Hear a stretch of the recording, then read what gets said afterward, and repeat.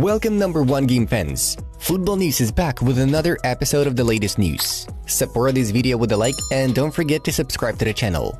Also, we would like to ask you to share what country you're watching this video from. And while you're typing, we'd better proceed to start. Let's get the show on the pitch. Manchester City have unveiled their new home kit for the 2023-24 season. PSG have extended Captain Marquinhos' contract until 2028, the press service of the club reports. Luciano Spalletti could leave Napoli at the end of the season despite winning the title. Tensions exist between the Italian and the president Aurelio De Laurentiis, La Gazzetta dello Sport notes. Eintracht Frankfurt defender Evan Ndika may stay at the club despite his contract expiring in the summer. There is currently an offer of the contract until 2026 still on the table for the Frenchman. But the problem is that Ndika's agents are the ones pushing for a move because they are likely to receive a higher agent fee. Sevilla midfielder Eric Lamela has been named Europa League Player of the Week for scoring the winning header in extra time against Juventus. Manchester United have confirmed that Phil Jones will leave at the end of the season after 12 years at Old Trafford. The season is over for Nice midfielder Khafren Thuram. The Frenchman has picked up a muscle injury. Transfer rumors are normal at this stage, but I prefer not to talk about it because it's very early. We have a 5-year contract with Inter. Onana is very happy. He plays in the strongest team in Italy. Calciomercato quotes Andre Onana's agent Albert Batines. Bayern Munich have decided not to enter the race for Ajax midfielder Edson Alvarez. The club has other plans. We want to play a better role in the Champions League. It's not our main objective. We haven't lived up to the level that this club demands in Europe. We are aware of that. Marca reported the words of Barcelona coach Xavi. Feyenoord manager Arne Slot is advancing for the Tottenham Hotspur managerial position. Positive talks have taken place, Gianluca Di Marzio states. Lyon striker Alexander Lacazette is currently the top scorer in 2023 among Europe's top 5 league with 16 goals, according to StatsFoot. AC Milan are keen to sign Bayer Leverkusen midfielder Ezequiel Palacios. First positive talks between Borussia Dortmund and Edson Alvarez have taken place, Sky Sports claims. Kylian Mbappe will be Real Madrid's priority target in the summer of 2024, Marca understands. Manchester United are willing to sell Harry Maguire to Tottenham Hotspur or West Ham United for £40 million.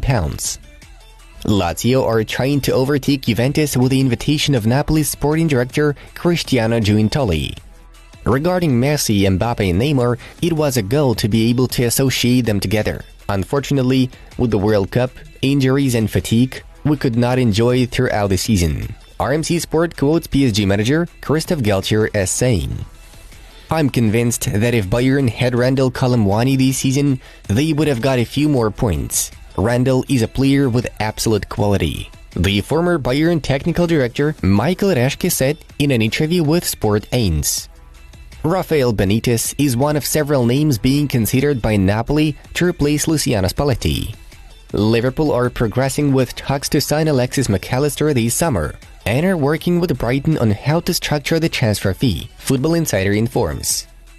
In the ongoing Ligue 1 season, AS Monaco have already dropped 24 points, while having an advantage throughout the matches. Only Troyes, who have dropped 25 points, have been showing worse results.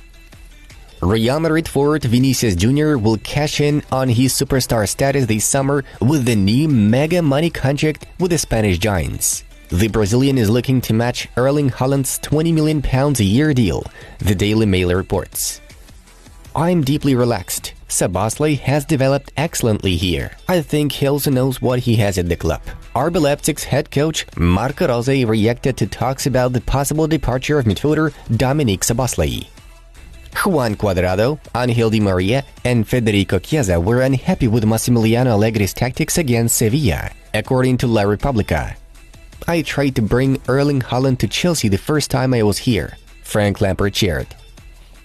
AS Monaco's Wissam Ben Yedder scored a penalty after 1 minute and 10 seconds of the tie against Lyon, making it the fastest penalty in Ligue 1 history since Opta started collecting data in the 06-07 season.